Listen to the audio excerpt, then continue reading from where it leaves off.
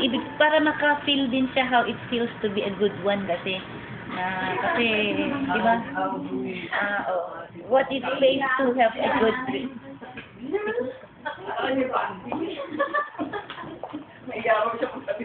Ay, hindi. Hindi, para mag-feel din niya kasi parang, ano nga, ano ba? Sige. Ayan, si Miss Maris. Ay, actually, kasi, sandali lang kami nagkasama. Pag walang ako sa kanya para magpapira ka. Nakailang locator ka ba? Hindi, pero actually, I noticed na she is a very responsible and hardworking boss, very friendly and easy to deal with. Yun ang love-share ko sa kanya. Kaya nga, nakakapanghinayang din na bilin ang soon. Sana medyo pwedeng mag-explain pa sana ng ilang Wala po mga tao, nagmerienda po yata. Wala din po yung buhay hanggang 65 lang talaga ang magtrabaho. Kung pwede hanggang 70. Pero anyway, another chapter naman yung retirement. So, I think you will have more time for your family. So, kasi things will go down a bit slower. So, wala nang pressure sa work, more service to the Lord, and more time for yourself. So, ang ina-advise ko na lang, keep yourself busy and maintain your glow and youth. Good luck and happy retirement. Oo nga, di ko ako nag-kiss. Miss ko lang siya kanina ng umaga. Miss na rin. Yeah. Miss na rin.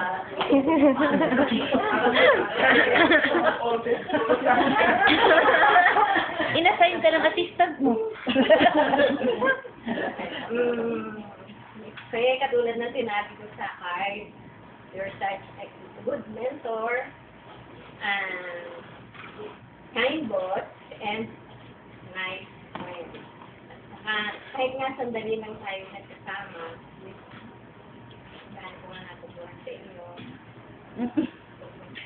Sa tulong nyo, dahil na nagawa yung AOM. At saka may output tayo sa inyo. Sana nga, papasyal-pasyal tayo dito. Wala pa po yan. Space man na din. Wala pa po. Akin pa. Gagawin pa. Good luck. Ikaw kayo. Teka, ulit. Bye, kiss eh. Picture. I-hold Ayun. Mamaya, hold yung mga hindi nakakita. Next, si Miss withdraw. Nagturuan na. Position pala. Oo nga, dapat ganun eh. Tingnan mo nila ulit. Hindi mo pakisabi. Position ba mo? Tita Peo, tayo doon mo, naging sama. 12 years. Oh, tagal nyo naman nagsama. Tapos, matagal ko siya naging boss. Naging PN. Sama kami. Ako pinili niya sa Hong Kong. Binili niya ako. Ewan ko kung bakit. So, sa trabaho, magaling masasabi ko sa kanya. Kapitip. Ito muna.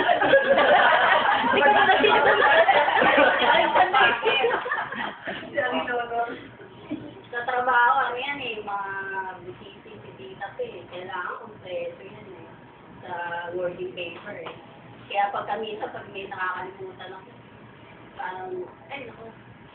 ayun, talagang may makikita siya sa working paper. Tapos, mabait siya, open siya sa tao. Ano siya sa US. Parang kang dumadan sa sinihan na. Yan, matulong. Malalaman nilang pirate pag dumaan ako. Tsaka, yun nga, totoo nga yun na sinasabi natin na full siya. Diba? Paano siya magalit? Paano Ito siya na sa magalit? Hong Kong eh. Nasa Hong Kong kami, talagang kinakalandan ko siya eh. Ang bilisan lang, biglang bumibilis ng takbo. Sa Hong Kong yun. Bibilis kasi tumakbo ng, mga lugang silakan ng mga insect doon. Kakapagod maglakan doon. Tapos, meron pa ako kwento. Eh kasi, nung nasa ako na kami, eh di ba allergic siya sa chicken. Tapos nung kung tawa ko, bakit siya kumain ng duck, peking duck? Eh, bakit tayo mo ganun na? Pero nagustuhan pa ni Tita Pedol. Pepe ko lang. Ay, ganun ba? Imported kasi yan eh. Imported. Pero pala, kaya sa peking garden. Pag mahal daw lang, Mahal. Mga, ano ka pala eh, royal blood eh. Okay. Tapos isa pa, siya. Paano siya magalit? Trusted siya sa, tawag mo ba, maaasahan siya sa mga secret. kung magsasabi niyo. Ah, sige. Okay. Talagang maraming secret na, hindi ko alam. Marami alam na siguro sila today. Hindi. Maraming secret. Hindi ko alam. Kaya sinabi ko eh. Sabi ko alam. Kasi kung alam mo, hindi na secret yun. Yun. So, happy birthday na lang, Tita Pe. Ay, magkikita pa naman kami ni Tita Pe. Lagi kami ano yun? Pag-Hongkong? Hindi. Magsasalubungan sa supermarket.